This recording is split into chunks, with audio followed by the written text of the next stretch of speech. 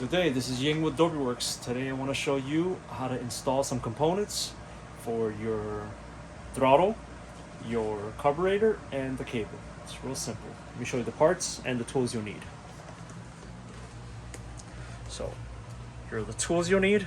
You need a ratchet, some Allen sockets, you're going to need an 8mm wrench, 14mm wrench, flathead screwdriver, and a Phillips screwdriver.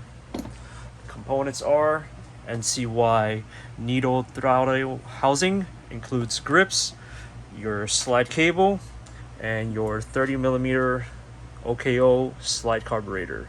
This has a CNC poured polished mouth for performance. It's a 30mm. We use them on all our builds from 150cc up to 232cc. This is what we use, and it works very efficiently for us. Now on to the install.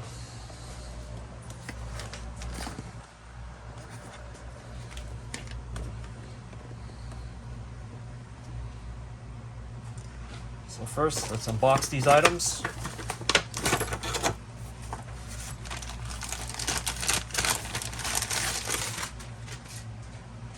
And I will explain to you what we're gonna do.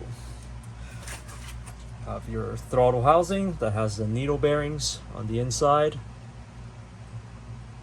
This rotates on the metal, and I would recommend you put some marine waterproof grease in there. First step is to get the bottom of your housing and make sure your stop screw is installed. It's not fully tight. You're going to use your 8mm wrench here. Once you adjust it, your adjustment is going to determine how much that screw stops this point of the throttle right here. All right.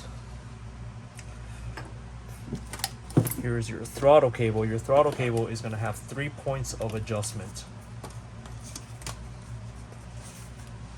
The end that goes into your throttle housing right here. You're going to select the top part with the larger outing facing out towards the bar end. Thread it in. I threaded it in all the way. This is a 14mm nut that you're going to use a wrench.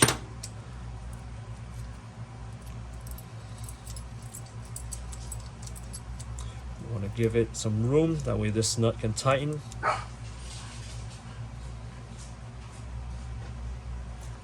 And then I use the second slot on this setup.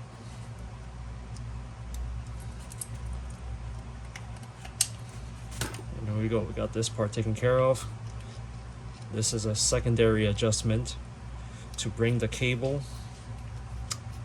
into the housing of the sleeve, so you have slack on the cable end for the next part of your install. So right now we're going to install the top part of the throttle housing. Got your Allen screws right here. This is where your Allen wrenches come into play. Allen sockets, excuse me.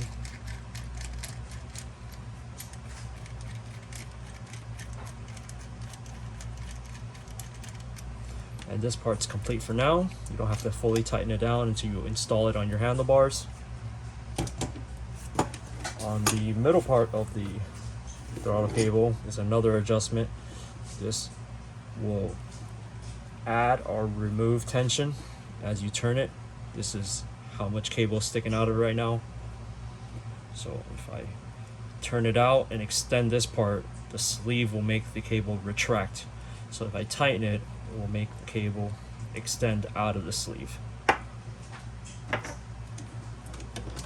Next step, take your carburetor and remove the Phillips screws on top of the carburetor.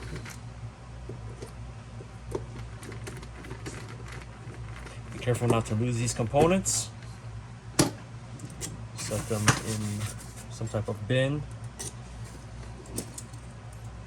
There is also a gasket right here on the base. Keeps a tight seal on the carburetor and your angled inlet of the cable. Next part you're going to take out is the spring. Oh, make sure it doesn't bounce and get lost. Then you're going to remove the slide. This is a D slide based on the shape. The sliding movement gives you performance because of the speed that it opens and creates a velocity for air and fuel to go into the carburetor. That's why we use this model, and we like this size for all our engines, once again, from 150 to 232. There will be people that say they like 26, 28 for 150 or vice versa. We use this model and we get the best performance. Next step, this is your needle. It has a clip that you can adjust for the amount of fuel. We leave it in the middle right here. Leave this inside, set it down, hold on to this plastic clip, it's very important. Then you'll grab the top of the carb housing, slide in your cable, and then the next step's a little tricky. You grab your spring and hold the housing and compress your spring. Hold it down with 2 fingers, like so.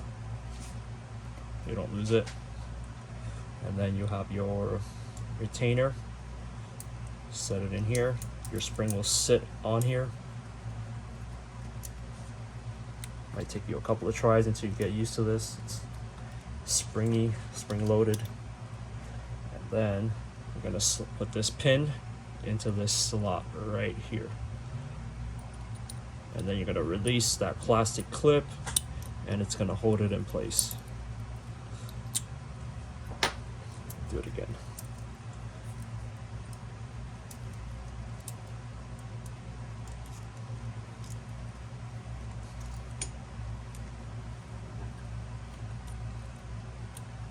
There we go.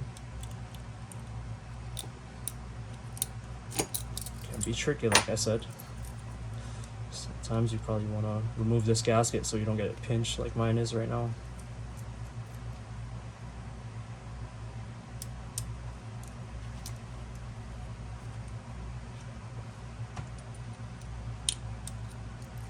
There we go. Now it's held in place. It's easier if you remove this gasket first so you don't destroy it. Now it's held in place. This plastic piece will set down. We put the slide back in and tighten it back up.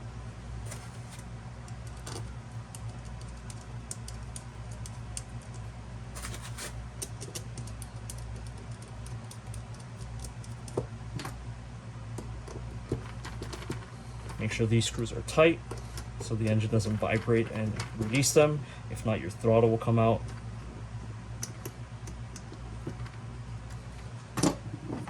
Alright, so before starting the bike, remember again, we have this adjustment to bring the cable in or out. This is another adjustment, and then we have our middle adjustment.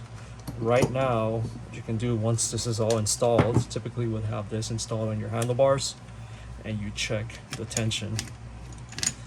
So as soon as you turn this, you should feel tension coming up, and the throttle slide right here should go up. See it? All the way. And then when you let go, it should go all the way down. If you're not getting any tension, you will move this pin or this one to set the amount of tension you need for the cable to sit properly and this slide to sit properly. And after all that's done, your next adjustments are your air idle. This is just the air idle.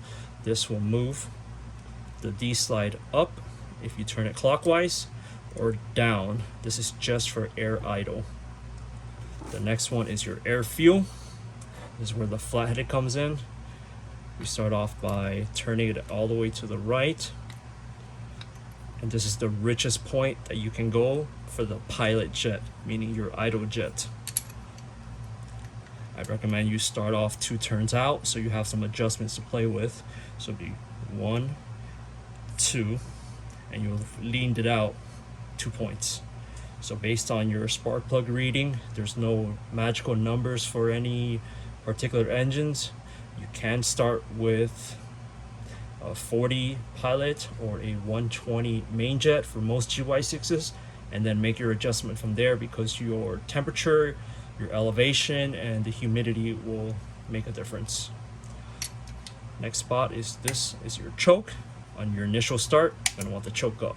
Creates a vacuum that creates a pressure right here to the engine to make your fuel pump pull fuel into the inlet of the carburetor.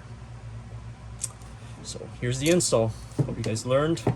If you have any questions, please email us at dorbyworks@hotmail.com and visit our website, dorbyworks.com. Thanks for watching this video.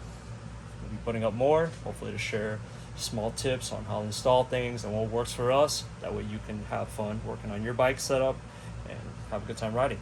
Take care.